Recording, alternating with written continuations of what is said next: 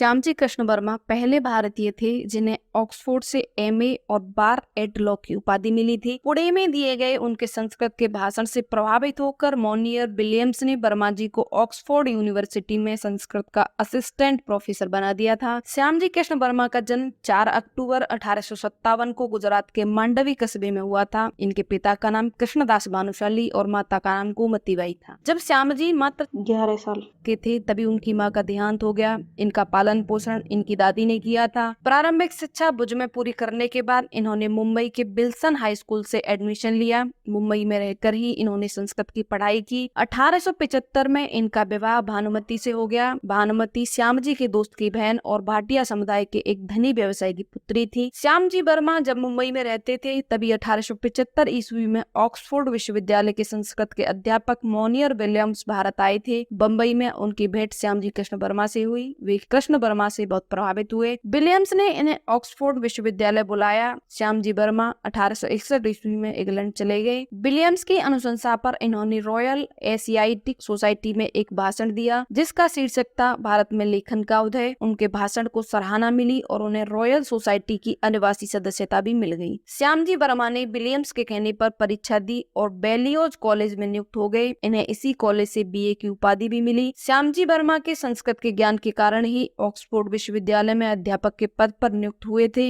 ये ऑक्सफोर्ड में संस्कृत, गुजराती और मराठी भी पढ़ाया करते थे। इन्हीं दिनों श्यामजी वर्मा ने बर्लिन की ओरिएंटल कॉन्फ्रेंस और हॉलैंड की ओरिएंटल कांग्रेस में भारत सरकार के प्रतिनिधि के रूप में भाग लिया था। इन दोनों स्थानों पर इन्होंने संस्कृत में ही अपने विचार प्रकट किए थे। श्यामजी कृष्ण वर्मा 1885 में भारत लौट आए और वकालत करने लगे। इसके पश्चात रतलाम के राजा ने उन्हें अपने राज्य का दीवान नियुक्त कर दिया, पर खराब स्वास्थ्य के कारण उन्हें यह पद छोड़ना पड़ा। मुंबई में कुछ वक्त बिताने के बाद वो अजमेर में बस गए और अजमेर के ब्रिटिश कोर्ट में अपनी वकालत जारी रखी। इसके बाद उन्होंने उदयपुर के राजा के यहाँ 1893 से 1895 तक कार्य किया और फिर जूनागढ़ राज्य में दीवान के तौर पर कार्य किया। लेकिन 1897 में एक ब्रिटिश अधिकारी से विवाद के बाद ब्रिटिश राज से उनका विश्वास उठ गया और इन्होंने दीवान की नौकरी छोड़ दी। इसके पश्चात इनकी मुलाकात स्वामी दयानंद सरस्वती से हुई, जो एक समाज सुधारक, वेदों के ज्ञाता और आर्य समाज के संस्थापक थे। श्यामजी शीघ्र ही उनके शिष्य बन गए और वैदिक दर्शन और धर्म पर भाषण देने लगे। इन्होंने देश में कई जगहों पर भाषण दिया जिसके परिणाम स्वरूप इनकी ख्याति चारों ओर फैल गई। इंग्लैंड में उन्होंने 1900 में लंदन में एक आलीशान घर खरीदा जो राजनीतिक गतिविधियों का केंद्र बना। श्यामजी वर्मा ने जनवरी 1905 में द इंडियन सोशियोलॉजिस्ट नामक मासिक पत्र निकालना प्रारंभ किया जिसका उपशीर्षक an organ of freedom and political, social and religious reform था। इस पत्रिका की स्थापना का उद्देश्य क्रांतिकारियों को भारत में ब्रिटिश साम्राज्य के खिलाफ विद्रोह करने के लिए प्रेरित करना था। इन्होंने 18 फरवरी 1905 को इंडियन होम रूल सोसाइटी की स्थापना की। इस सोसाइटी का उद्देश्य था भारतीयों के लिए भारतीयों के द्वारा भारतीयों की सरकार स्थापित करना। इस उद्देश्य के लिए इन्होंने लंदन में इंडिया हाउस की स्थापना की जो स्वाधीनता आंदोलन के दौरान इंग्लैंड में भारतीय राजनीतिक गतिविधियों का सबसे बड़ा केंद्र रहा। बाल गंगाधर तिलक, लाला लाजपत राय, गोपाल कृष्ण गोखले, गांधी और लेनिन जैसे नेता इंग्लैंड प्रवास के दौरान इंडिया हाउस जाते रहते थे। इंग्लैंड में नस्लवाद के शिकार भारतीय छात्रों के लिए इन्होंने एक छात्रावास की स्थापना की। कथित तौर पर इस छात्रावास को भारतीय क्रांतिकारियों के छिपने की जगह और आश्रय माना जाता था। इंग्लैंड में भारतीय स्वतंत्रता सेनानी जैसे भीकाजी कामा, एस.आर. राणा, विनायक दामोदर सावरकर, वीरेंद्रनाथ चट्टोपाध्याय और लाला हरदयाल सभी इस छात्रावास से संबंधित थे। श्यामजी कृष्ण वर्मा के राष्ट्रवादी लेखों ने ब्रिटिश सरकार को चौकन्ना कर दिया। इन्हें इनर टेम्पल से निषेध कर दिया गया और उनकी सदस्यता भी 30 अप्रैल 1909 को समाप्त कर दी गई। 1920 के दशक में श्यामजी कृष्ण वर्मा का स्वास्थ्य प्रायः खराब ही रहने लगा, जिन्होंने जिनेवा में भी इंडियन सोशियोलॉजिस्ट का प्रकाशन जारी रखा, पर स्वास्थ्य खराब के कारण सितंबर 1922 के बाद कोई अंक प्रकाशित नहीं कर पाए। उनका निधन जिनेवा के एक अस्पताल में 30 मार्च 1930 को हो गया। ब्रिटिश सरकार ने उनकी मौत की खबर को भारत में दबाने की कोशिश की। आजादी के लगभग 55 साल बाद 22 अगस्त 2003 को श्यामजी और उनकी पत्नी की अस्थियों को जिनेवा से भारत लाया गया और उनके जन्म स्थान पर मांडवी में श्यामजी कृष्ण वर्मा स्मृति कक्ष में उनकी अस्थियों को संरक्षित करके रखा गया। इस स्मृति कक्ष में पति पत्नी के अस्थि कलशों को देखने दूर दूर के पर्यटक गुजरात आते हैं। उनके जन्म स्थान पर गुजरात सरकार द्वारा बनाए गए श्री श्यामजी कृष्ण वर्मा मेमोरियल को गुजरात के मुख्यमंत्री नरेंद्र मोदी द्वारा 13 सितंबर 2010 को राष्ट्र को समर्पित किया गया। कच्छ जाने वाले सभी देशी विदेशी पर्यटकों के लिए मंडवी का क्रांति तीर्थ एक उल्लेखनीय पर्यटन स्थल बन चुका है। क्रांतिकारी शहीद मदन लाल डींगरा इनके शिष्यों में से एक थे। उनकी शहादत पर उन्होंने छात्रवृत्ति भी शुरू की थी। वीर सावरकर ने उनके मार्गदर्शन में लेखन कार्य किया था। 1970 के दशक में कच्छ में उनके नाम पर एक शहर श्यामजी कृष्ण वर्मा नगर स्थापित किया गया था। गुजरात के भुज में श्यामजी कृष्ण वर्मा कच्छ विश्वविद्यालय का नाम भी उनके नाम पर रखा गया था। भारत सरकार ने श्यामजी कृष्ण वर्मा को सम्मानित करने के लिए 4 अक्टूबर 1989 को 60 पैसे का एक डाक टिकट जारी किया। गुजरात के मांडवी में हाईगेट में द इंडिया हाउस बिल्डिंग की प्रतिकृति का नाम क्रांति तीर्थ है, जिसका उद्घाटन 2010 में गुजरात सरकार द्वारा किया गया था। 52 एकड़ से अधिक क्षेत्र में बने इस स्मारक का मुख्य आकर्षण श्यामजी कृष्ण वर्मा और उनकी पत्नी की मूर्ति है।